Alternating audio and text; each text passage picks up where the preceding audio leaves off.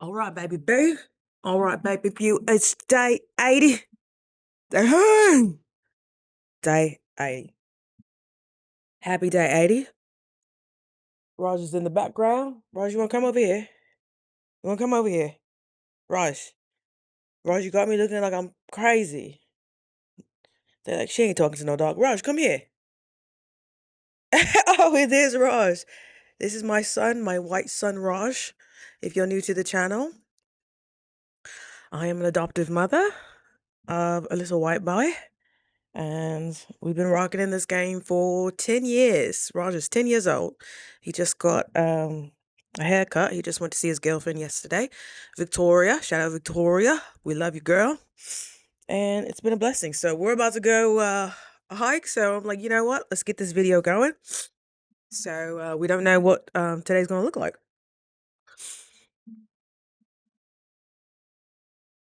Yesterday, I shared that I accepted one of the job offers I got. And I am pretty excited. I'm pretty excited, but nervous as a hecko. And this is what we asked for, though. What if this is what you were being prepped for? If you remember in my last few videos, I said I just had an inkling coming into 2026 that I am supposed to be preparing for something. I don't quite know what's what, and that gets a little frustrating when you're a recovering control freak, because your addictions, the way you have solved things, the way you have coped, I don't know if it ever goes away. You just get stronger in having the awareness and dealing with it, choosing to deal with it differently. Awareness is so powerful, because once you have that awareness, once you're out of your blind spot, once you figure out like, oh my gosh, I'm the common denominator in everything I have or that I don't have. So I must have some type of vote in this. I must have some type of say in this. So let me make sure I know what everything is saying in me, what my body is saying, what my mind is saying, what my soul is saying, what my energy is saying, what my intention is saying. Because sometimes when we're really out of whack, all those things could be saying 5 different things, 6 different things. And that's why you have so much cognitive dissonance. That's why you're so back and forth. That's why you can't understand why you're doing what you're doing. That's why you can't understand why you're hitting the juice again, hitting the binge again, hitting whatever addiction you have. Why you can't understand that you've moved on past this person, but you still are in the inbox, you're still checking the Instagram, you're still checking your Facebook. Now, if you're an avoidant attachment, just like I am, once you separate, it's a clean cut. It's a clean cut. There's no possibility of interaction unless you've been training pigeons and they happen to be able to catch me at my front door. Other than that, it's almost like a vacuum, a force field has just been set. And I'm working on that, because that's not always the most, it's a very kind of immature way to deal with things, but it has provided me with what I needed in the moment. Instead of feeling overwhelmed or disappointment or betrayal, I push it away to such an extent that I forget that the person even exists. My brain is good at that. Doesn't mean it's required in all situations, sweetheart. That also, in the deep end, is going to make you a runner, and you're going to be running for the rest of your life. You're going to feel any inkling of uncomfortable feelings, and then you're going to put your nice geese on, and then you're just going to run, or you're going to play dead. So somebody else can make the choice for you. So somebody else can decide, like, okay, well, since you're non-responsive, I guess I'll just leave. Which is also beneficial if you have ever been with a person who is an energy sucker. I know we like to throw around the word narcissism, but the narcissist was attracted to something in you that resonated with them. So something, whether it's toxic people pleasing, which is a form of control, which it's fawning, wanting to heal, to save everybody, you played a part in that too. You played a part in that too. So it's imperative to know all the aspects, all the voices, categorize what's you. Oh, Roger's getting restless. He's like, we got to go. We got to go. I got my shorts on here in Boise. Yeah, I know I really don't show my body. My body changes, but not losing muscle mass. People ask, "Aren't you going to lose muscle mass?" I wish I could show you my. I wish I could show you my arms. I'm like, my body's feeding on this toxin and fat. Thank you, God. Not as toned.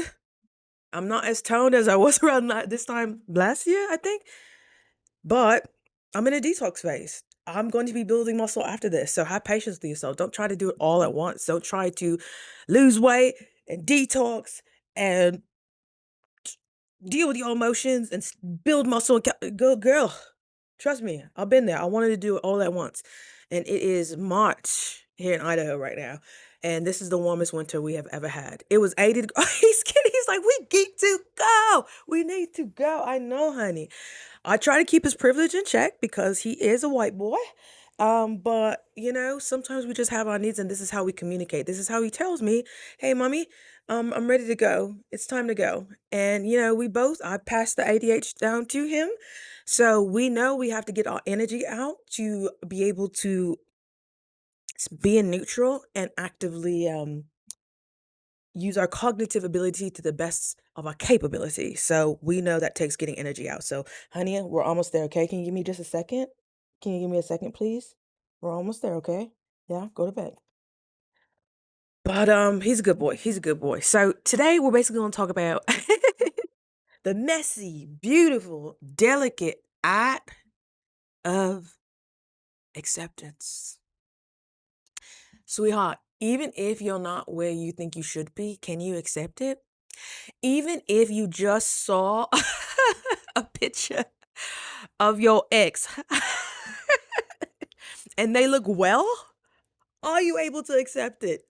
Even though you have the files, you have the pictures, you you have let your ex keep their reputation. So much so that even your mother keeps in contact with him. Oh, Roger's like, oh. Even when your parents keep in contact, because they don't know what they actually did to you.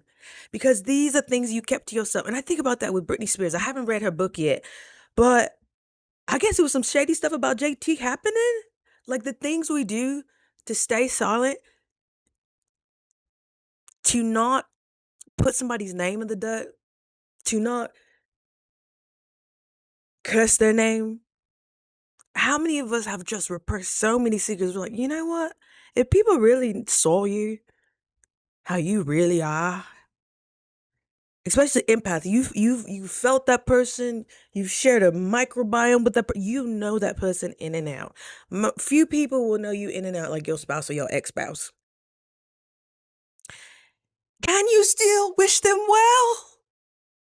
Can you? Can you still be happy for them if they have children? If they moved on and are living and skin is glowing, can you? Can you have acceptance? Me personally, I just experienced that today. I totally forgot. I'm still friends with on Facebook with my ex-husband, and I think there was like a picture of him, like all socials are blocked. Everything's blocked. But there was a picture of him with the cousin that I'm still friends with, him and his wife, which I probably should unfriend that too. But I've never seen a problem, and I'm not on Facebook like that to even realize it. But I just happened to be today. I just happened to be today. A woman was wanting to buy something I was selling on Marketplace, so I just happened to go on Facebook. That was the first picture I see.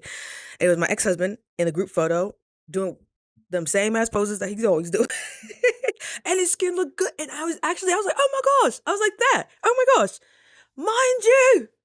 Mind you, the world may never, never know what that man put me through, what I allowed that man to put me through. The medical, the financial, the verbal, the emotional. But I'm your ride or die. I'm that Leo pride. I'm that loyalty. I will be loyal to my detriment. That's how much I love you. That's not showing somebody you love them. That's showing somebody you prefer their choices over your choices. You prefer what they desire and what they need over what you need. There's no glory. There's no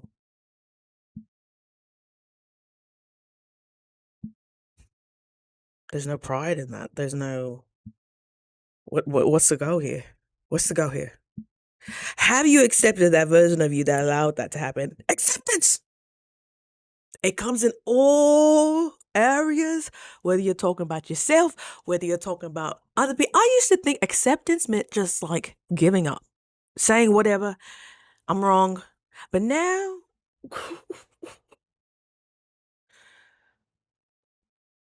when you accept responsibility for every situation in your life, you realize acceptance is one of the hardest but most powerful things you can learn or you can adapt to. I don't even know if it's learning, it's something you just experience. It's not quitting, it's not settling, it's not throwing in the towel, it's not losing ambition. It's saying, oh, okay, this is just how it is. This is just a reflection of whatever's going on internally for me. This is just mirroring me, the thoughts that are subconsciously, unconsciously already playing in my mind. So I wouldn't have recognized it if I wasn't on some type of a similar frequency. Okay. Okay. Thank you for this. Okay.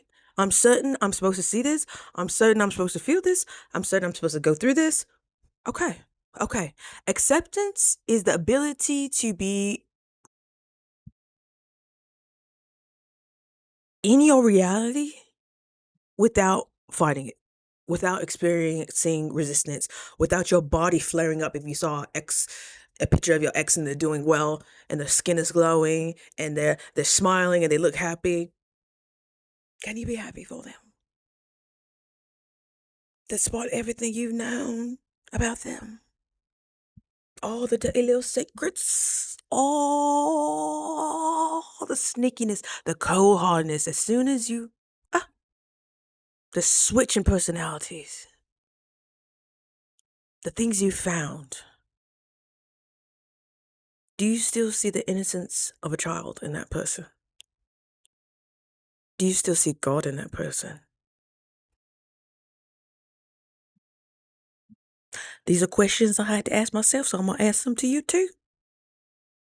And I actually have to answer them, really answer them. Not just like, yeah, bypass it. Oh, yeah, of course, of course. Are you telling yourself that to make you feel better? Or is that a truth that really resides in you?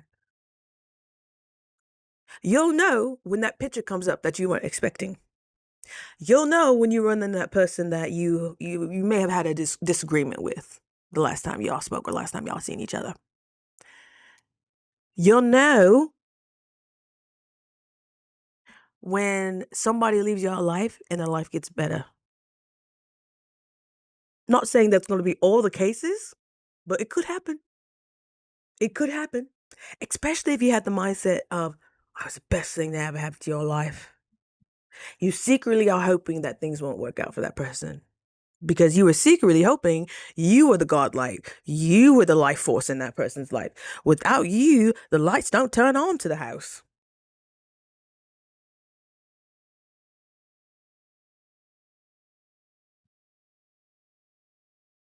But it may look like,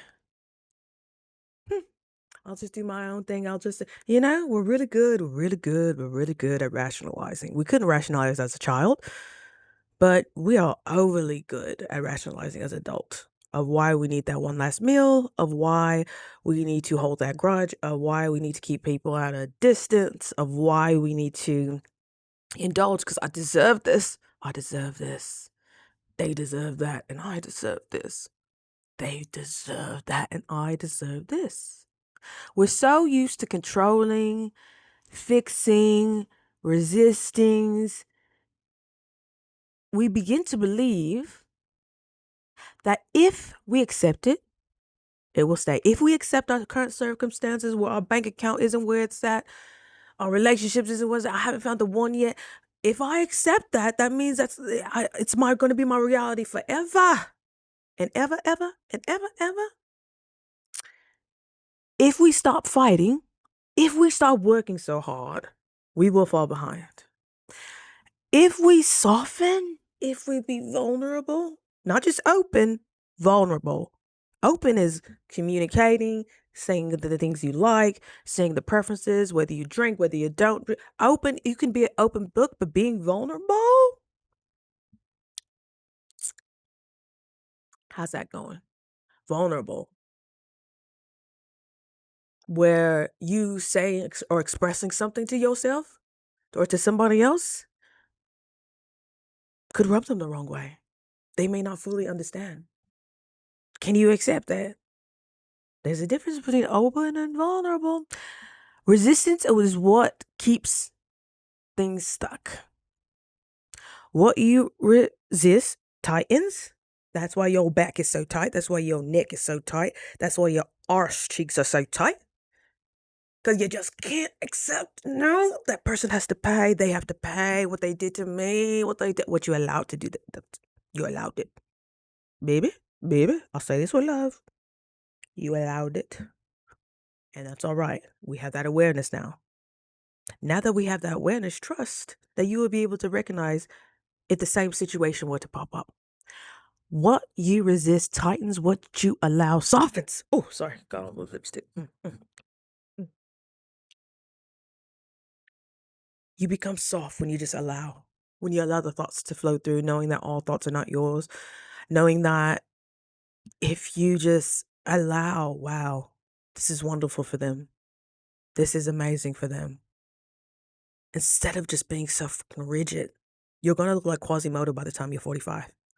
Because your body is physically trying to protect your heart. So it's concaving inside of itself, trying to protect it. Just practice being in this position. You can't help but start shallow breathing. You can't help but have a tight neck and tight back. I can't even hold it like that. But that also was a normal position for me.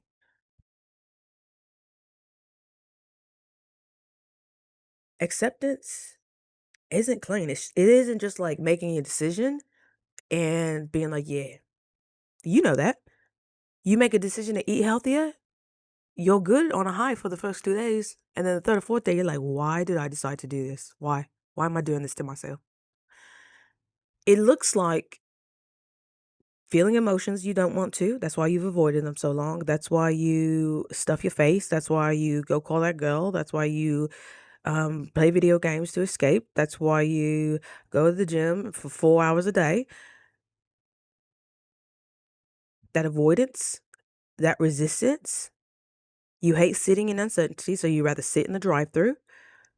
You hate not having answers. So your body's like, your brain's like, we're just gonna create our own answers. We're gonna fill in the blank of what we think might happen because something similar, not exact, happened the same way years ago. So since we don't have closure, we're gonna just create closure. We're just gonna say it's a bad thing, and then we're gonna move on. You haven't even got your answer. You can't wait for the answer. You can't even release your cheeks long enough to let things unfold, let things blossom. Imagine if a rose just kept on just tight. It didn't blossom, it didn't bloom, it didn't any of that.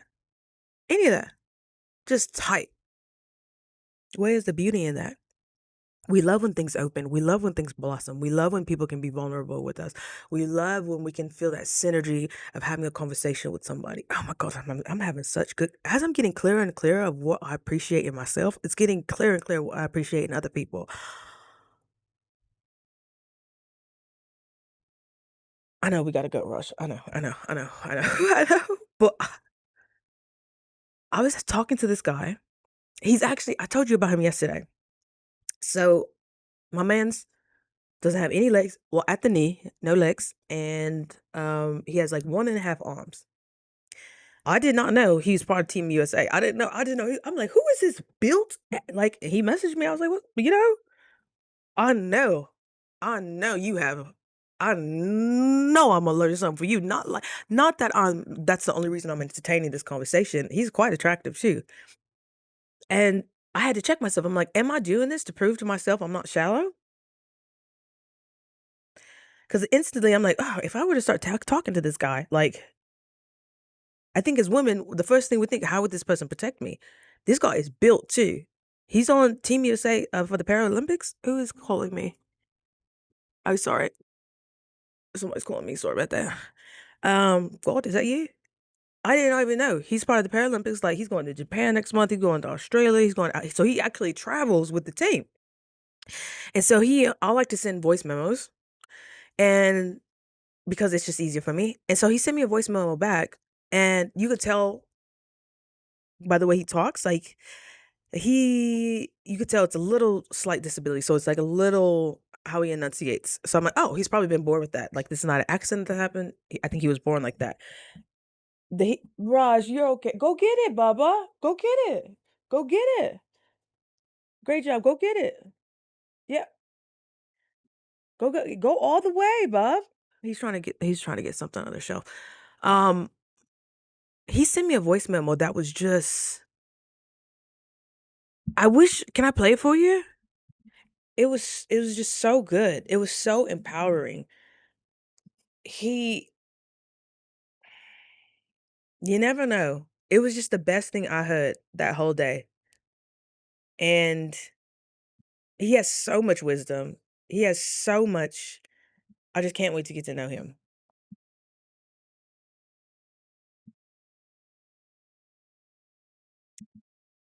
Let's see. Can you hear Hey, that? Uh. where did you end up going? Travels back are going smoothly. I love traveling. I travel a lot for my sport, and there are so many different cultures and different places to see. Of course, the food is the most interesting thing to try. Um, but you'll have to tell me about your new career change and what it is that you were doing and what it is that you will be doing. I am excited for you, and I think it's a good sign to be super excited and nervous. That nervousness is growth and stepping into the unknown. But that excitement is also, I think, the man saying this is where you need the man upstairs saying this is where you gotta go next. So that is exciting. Um, I am getting ready to travel next month to Alabama and then also to Australia and Japan. But hope you have a hope you have a great day and safe travels back. Isn't that quite amazing? He's handsome. Look at that. Doesn't that make you feel good that people want to speak into your life like that? I just happen people I feel I could be vulnerable with. I see how they handle that vulnerability in something like I'm not trauma jumping on people, but I'm telling about things that actually are going on right now. Like I have a couple of options for jobs and I'm going with the one that makes me feel so excited. So I told him about that and that was his response. And I'm like, what an investment that people are willing to share that space with you and wish you well, have a spiritual background. Can you imagine the adversity? The only other people outside of black people in America that I feel like have gone through as much as adversity are people who have had such difficult paths, such unconventional paths. You develop a certain it can be looked at as an edge if you know how to appropriately apply it to your life, or it can be a handicap. And you've seen people who have been handicapped by their circumstances or situations physically and mentally. And you've seen people who have prospered despite or because of their disability or access or resources. So I loved speaking to people like that. I've been volunteering with the Special Olympics since I was a teenager. Like, I know, but I'm so sorry. I gotta make this quick because this boy's gotta go. This boy's gotta go. Look at you. You're so cute. Yeah. Yeah. Acceptance sometimes feels like confusion before it feels safe, before it feels like peace. The beautiful part is when you stop fighting reality, when you stop fighting, this is not where I want to be, when you stop fighting, these aren't the circumstances I want, something shifts. Your body relaxes, your mind starts to become quiet, your energy starts to return, your clarity begins to come back. What you like starts to be more heightened, what you don't like also starts to be more heightened. Acceptance creates space, and space, distance, awareness allows for change. So I'm gonna leave it at that. Because this boy is like, we gotta go. We gotta go. Acceptance is subtle, baby. It's not loud. It's not dramatic. Choosing to not react Allowing a feeling to pass, not forcing an outcome, not forcing this person to be your spouse, not forcing the results, not forcing that you'll automatically do great at this job. Just staying present. It's a quiet decision to stop arguing with what already is. Focus on the certainty of what's coming and the greatness and the certainty of what's coming. This journey taught me something I didn't expect, not just discipline, not just self-trust, but acceptance of everything that's happening in my life. Accepting discomfort, accepting where I am, accepting myself without needing to fix everything, accepting myself without needing to know everything, accepting myself whether I thought that situation should have ended up different. I deserved an apology. Acceptance doesn't stop growth. It's what allows real growth to begin. You can't change what you won't first allow. Allow people to be in peace and thrive without you in their life. Allow that job to move on without you. Allowed the world to keep turning without you. Allowed your best friend to find another best friend without you. Acceptance isn't the end of the journey. It is where peace finally begins. What's something in your life that you're struggling to accept right now? Huh? Huh? Let's talk about it. Let's talk about it. Anywho, we gotta get going. You know the boy. He's only gonna ask me one more time. Your peace is not going to come from trying to control your life, trying to control how people react to you, trying to control your outcomes. It comes from just allowing them.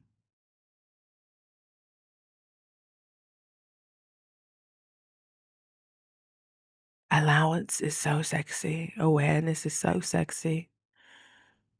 That is your foundation that you can build very sound structures on those foundations.